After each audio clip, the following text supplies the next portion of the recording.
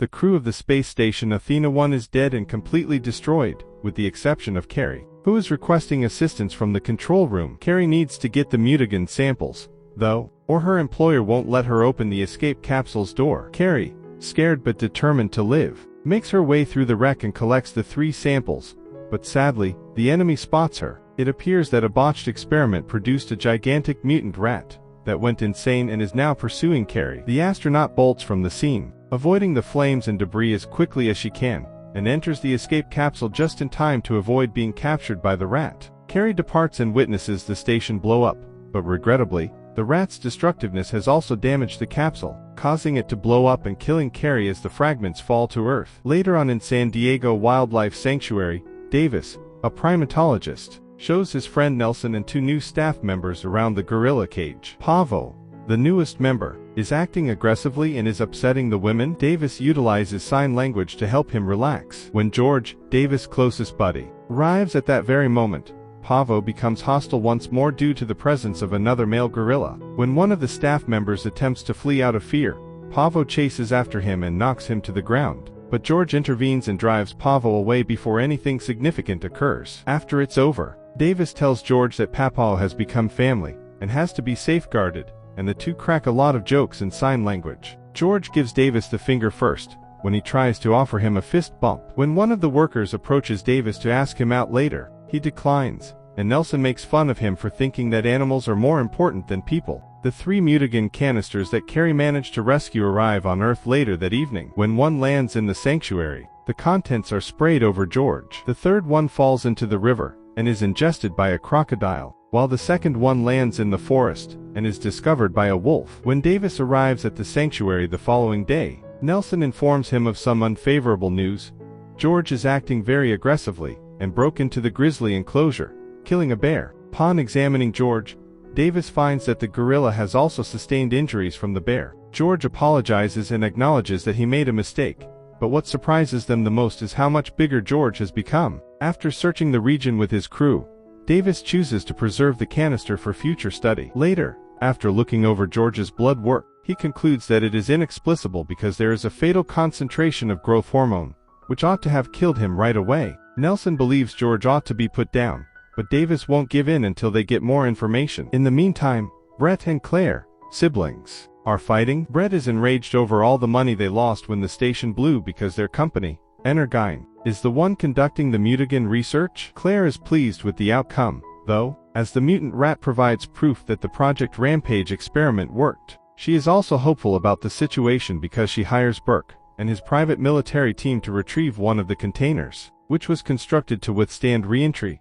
according to a report from the Meteor Society. When Burke's team gets to the forest, they find that all of the wolves have been slain, and that the canister has been destroyed and emptied. They report these findings to Claire. She is now aware that the wolf is changing, and she gives Burke the order to apprehend the creature. While in the city, former Energyne scientist, she quickly deduces the situation and heads to the sanctuary, informing Davis that the canister he discovered is a sample she created. Davis is hesitant to approach Kate, but she reassures him by listing all of George's symptoms, and claiming to be the only one who can heal him. Turns out that the mutagen is altering George's DNA by combining it with the DNA of other creatures, which is why he is growing bigger and more hostile. George suddenly loses his temper, and begins beating the cage till he breaks it and gets out. Then he starts to surge through the sanctuary, causing mayhem among the visitors and even smashing automobiles with his fists. When the police arrive, they prepare to shoot him, but Davis intervenes and uses sign language to calm George down. The police down their weapons, but a sniper in a helicopter misses the memo and uses tranquilizer darts to take George out. Ralph, the mutant wolf, is discovered by Burke and his group in the forest in the meanwhile. After shooting him down from the helicopter, they land and search for the body. A few troops become alarmed when they discover a large paw print on the ground in place of the body, though, shortly after, Ralph launches an unexpected attack and starts murdering each soldier individually. Ralph has gained a very thick skin from the earlier shot, so the bullets just tickle him as he tries to protect himself with his weaponry and the helicopter's machine gun. Additionally, he has grown to such a size that he is able to attack the aircraft and destroy it with his enormously high leaps. Burke, the lone survivor, tries to battle the wolf once more on the ground, but Ralph eats him up with ease. In the evening, George is being taken away in a government jet with Davis and Kate after they are detained by FBI agent Russell for conducting unlawful experiments on him. Davis observes that George's wounds are already healing when he sees him in the cage. Subsequently,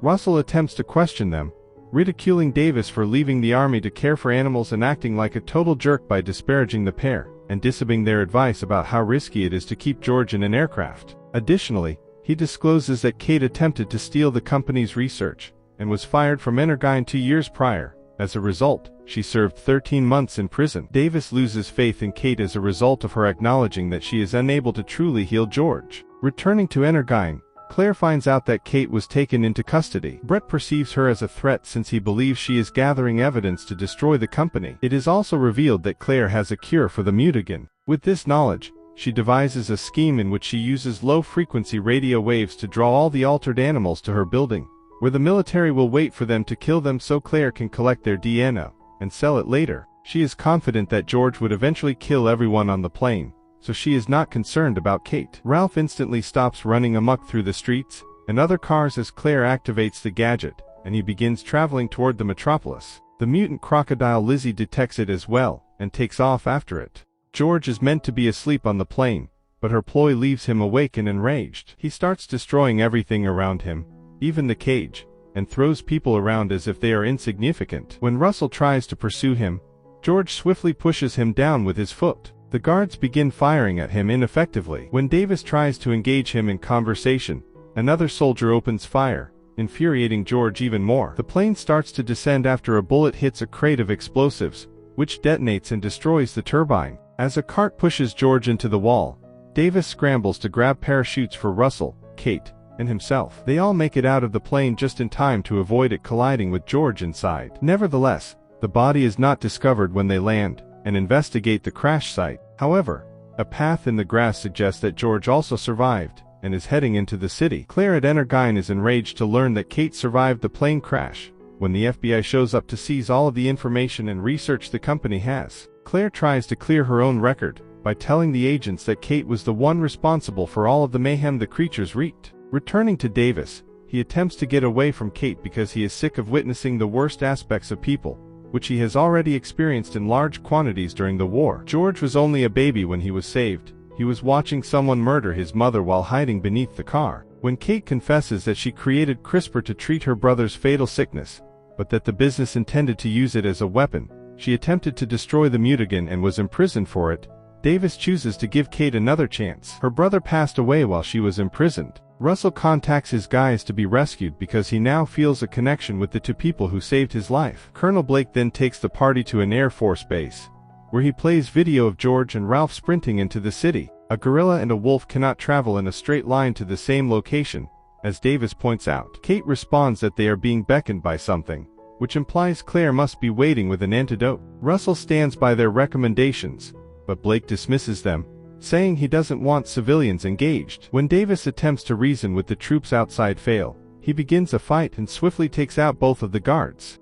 When Russell spots them trying to steal a helicopter, he gives them the phone so they can stay in touch and the keys. Blake's squad tries to halt the animals in the meantime, but all of their weapons, including the large explosions, are ineffective, and the army is destroyed. Blake is prompted by this to decide to leave the city before the creatures arrive, and Russell notifies Davis of this. Davis believes they won't be able to evacuate everyone in time. The devastation starts as soon as George and Ralph get to the city. They smash cars, knock down buildings, and even hit any approaching helicopter. The military confronts them with an army of tanks and other weapons, but nothing is effective, so the creatures just occupy their time by destroying everything in their way. Lizzie soon follows along the river, teaming up with the other creatures to wreak even more havoc by biting the tanks and jets that stand in their way with their large mouths. Blake, in a desperate attempt to find a way out, gives his soldiers the command to prepare a bomb that will destroy half the city. Russell tries to talk him out of it, saying that Davis and Kate are on their way to get the antidote, but Blake doesn't believe him because they stole his chopper. At that point, Russell calls for a ride in order to make some arrests after learning the outcome of the evidence that was discovered at the company. As the bomb-carrying jet lifts off,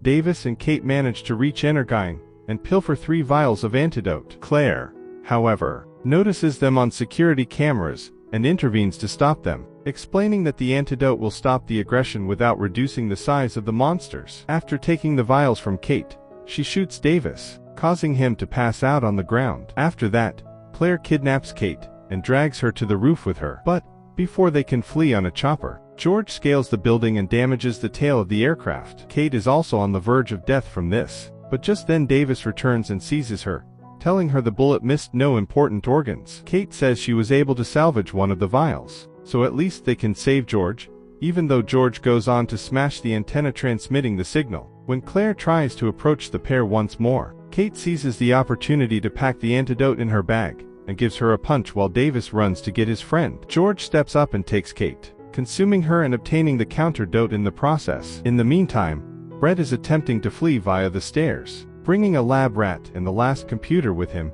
in the hopes of returning to business later.